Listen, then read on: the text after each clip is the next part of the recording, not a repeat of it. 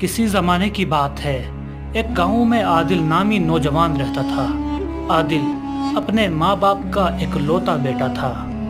आदिल अपने माँ बाप की खूब खिदमत करता और उनसे बहुत अच्छे से पेश आता था। यूं वक्त गुजरता गया और आदिल अब जवान हो गया था। इसके माँ बाप आदिल की जल्द शादी करवाना चाहते थे। चूंकि आदिल के माँ बाप अब बूढ़े हो चुके थे, आदिल ने भी ये फैसला कर लिया था कि अब वो शादी कर ले। चुनांचे आदिल के माँ बाप ने आदिल की शादी एक खूबसूरत लड़की से कर दी। आदिल दिल ही दिल में बहुत खुश था कि इसे अपनी सोच से भी बढ़कर खूबसूरत लड़की मिली। आदिल अपनी बीवी से बेहद नरमी से पेश आता और इसकी बीवी भी इसके साथ बहुत अच्छे से पेश आती।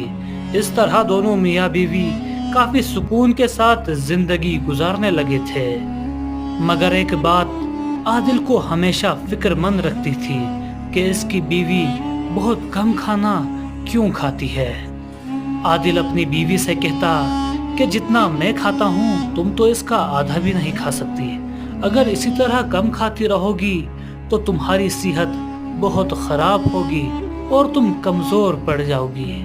कुछ दिन के बाद आदिल ने ये महसूस किया कि अब तो इसकी बीवी दिन ब दिन खाना खाने में कमी लाती जा रही है। आदिल अपनी बीवी से कहता कि तुम इतना कम खाना खाकर आखिर जिंदा कैसे हो। जब भी आदिल और इसकी बीवी दस्तरखान पर खाना खाने बैठती, इसकी बीवी आधा निवाला खाती और सो जाती।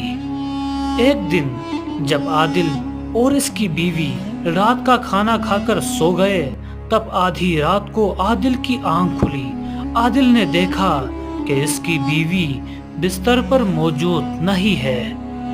आदिल ने इधर उधर ढूंढने की कोशिश की, मगर इसकी बीवी कहीं नहीं मिली। इतने में बाहर का दरवाजा खुलने की आवाज आई। आदिल जब दरवाजे पर पहुंचा तो इसने अपनी बीवी को घर से दूर जाते हुए देखा। आदिल परेशान होकर सोचने लगा, भला आधी रात को इसकी बीवी आखिर जा कहाँ रही है। आदिल ने अपनी बीवी का पीछा किया और पीछा करते हुए बिलाखिर वो एक कब्रिस्तान के पास आ पहुंचा। आदिल परेशान होकर दूर बैठा अपनी बीवी को एक कब्र खोदते देखता है कि इसकी बीवी निहायत ही वलवले के साथ कब्र खोदती है। इतने में वहां एक दियो भी आ पहुंचता है और इसके साथ मिलकर कब्र खोदने लगता है। अब तो आदिल हैरत और परेशानी के साथ खौफ में भी मुब्तला हो जाता है। कुछ देर बाद इसकी बीवी और दियो मिलकर एक ताज़ा लाश को कब्र से निकाल लेते हैं और वो दोनों मिलकर दरिंदों की तरह लाश को खाने लगते हैं। इस तरह कुछ ही देर में वो लाश को खाकर ख़त्म भी कर देते हैं। कुछ देर बाद आदिल देखता है कि इसकी बीवी दियो के गोद में जाकर बैठती है। वो दोनों बहुत देर आपस में एक दूसरे से प्यार करते रहते हैं। फिर इसके बाद दियो गायब हो जाता है और आदिल की बीवी घर की तरफ लौटने लगती है। इससे पहले कि इसकी बीवी घर पहुंचे, आदिल जल्दी से भागकर घर पहुंच जाता है और बिस्तर पर सोने लगता है ताकि इसकी बीवी को कुछ मालूम न हो सके। अगली रात को फिर यही सब कुछ होता है, मगर आदिल सब्र करता है और सोचने लगता है कि किस तरह अपनी बीवी को इस हराम काम से रोका जाए। यूं इस तरह कई दिन गुजर जाते हैं, मगर आदिल अपनी बीवी से कुछ नहीं कहता। एक दिन रात के खाने के दस्तरखान पर जब दोनों मियाँ बीवी होते हैं तो इसकी बीवी हमेशा की तरह आधा निवाला खाकर जाने लगती। तो आदिल कहता है कि आधा निवाला इसलिए खा रही हो ताकि मुर्दे इंसान का गोश्त पेट भर कर खा सको।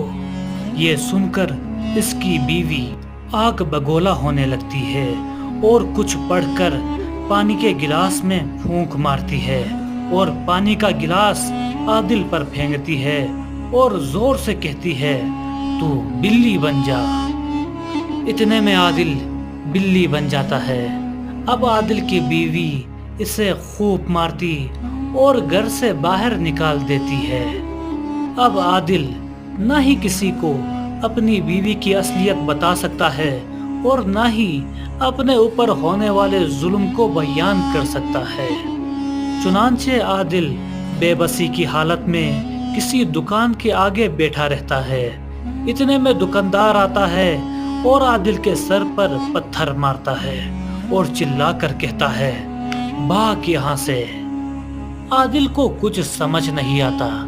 وہ کہیں بھی جاتا کوئی نہ کوئی اسے ڈنڈے یا پتھر سے مارتا۔ آخر کار عادل کسی قصاب کے دکان کے پاس پہنچتا ہے۔ قصاب عادل کے ساتھ اچھا رویہ اختیار کرتا ہے اور اسے کھانے کے لیے کچھ نہ کچھ دے دیتا ہے۔ اس طرح دن گزرتے جاتے ہیں۔ عادل اور قصاب کا رشتہ مضبوط ہوتا جاتا ہے۔ ایک دن ایک عورت قصاب کے دکان پر گوشت خریدنے آتی ہے۔ جب عورت گوشت خریدنے کے بعد قصاب کو قیمت ادا کرنے لگتی ہے تو عادل فوراً ایک نقلی سکے کو دیکھتا ہے اور اس نقلی سکے کو اپنے پنجوں میں دبوچ لیتا ہے۔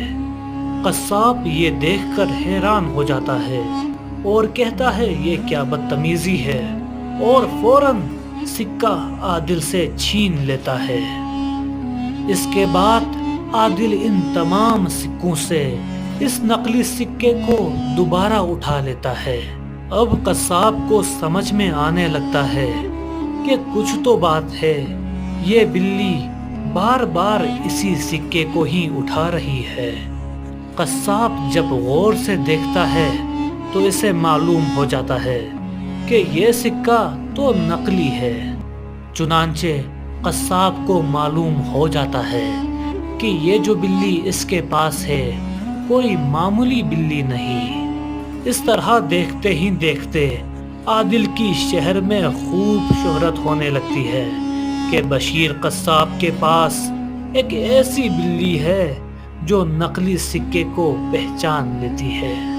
چنانچہ یہ بات شہر کے مشہور قاضی کے گھر تک پہنچتی ہے۔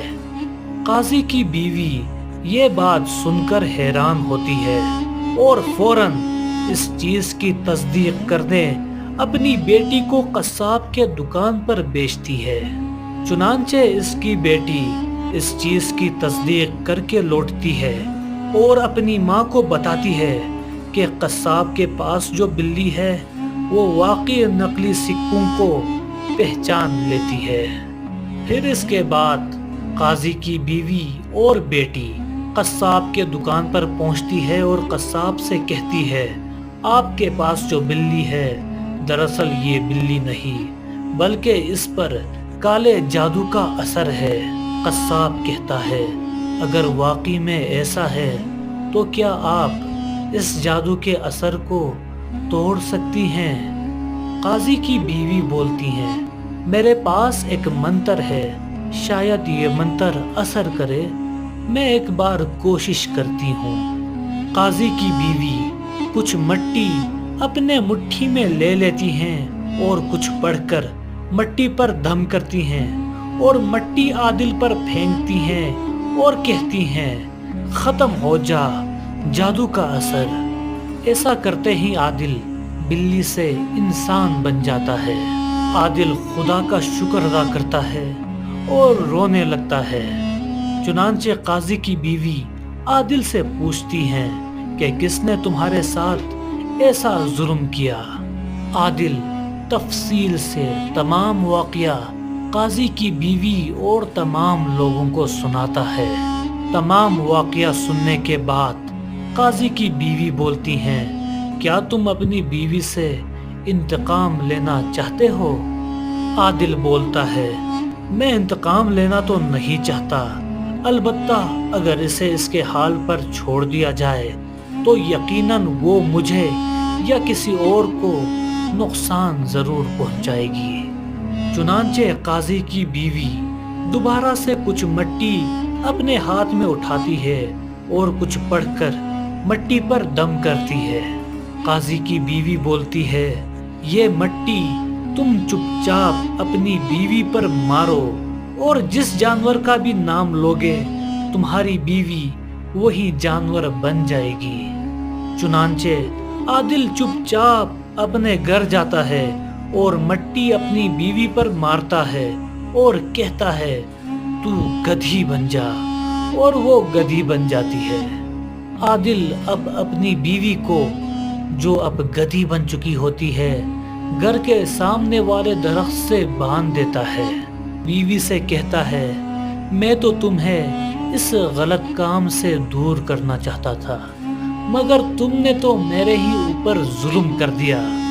اب ساری زندگی اسی طرح گدھی بن کر رہو، یہی تمہاری سزا ہے۔